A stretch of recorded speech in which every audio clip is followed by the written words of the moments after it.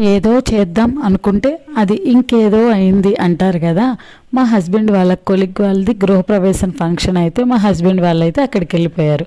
ఇంకా ఉండబట్టలేక నేను మా తోడుకోడలు సండేనే కదా పిల్లలు కూడా ఉండారు కదా అని చెప్పి మా హస్బెండ్ వాళ్ళ కొలిగ్ వాళ్ళ వైఫ్ అలాగే మా తోడుకోళ్ళు మేము ముగ్గురం కూడా పిల్లల్ని తీసుకుని ఫెర్రీ దగ్గరికి అయితే వెళ్ళామన్నమాట.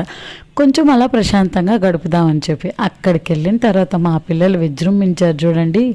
ఒక్కొక్కళ్ళు ఒక రేంజ్లో విజృంభించారు. అది కావాలి, ఇది కావాలి, ఇది వద్దు, అది కావాలి అని చెప్పి వాళ్ళ గోల తట్టుకోలేక అలాగే అలా కూడా కొంచెం సేపు ఉన్నాము. ఇంకా ఉన్న తర్వాత తిరిగి వస్తుంటే అర్థమైంది వెళ్ళేటప్పుడు ఆటో అక్కడ దాకా వస్తుంది కానీ వచ్చేటప్పుడు మళ్ళీ అక్కడ ఆటోలు దొరకవని. ఎప్పుడు బైక్ మీద వస్తాం కదా అంత నొప్పి తెలియలేదు. ఈసారేమో ఇదంతా నడుస్తుంటే ఒక్కొక్కరి పని మామూలుగా లేదు. మా పిల్లలు ఏమన్నా కుదురుగా ఉంటారా అంటే రోడ్డుని వెళ్ళేటప్పుడు పొల్లలు అయ్యి అన్నీ ఏరుతా ఉన్నారనమాట. వీళ్ళందరినీ వేసుకొని మేము ఇంటికి చేరేసరికి మా పని అయితే అయిపోయింది. అలా అయింది పరిస్థితి.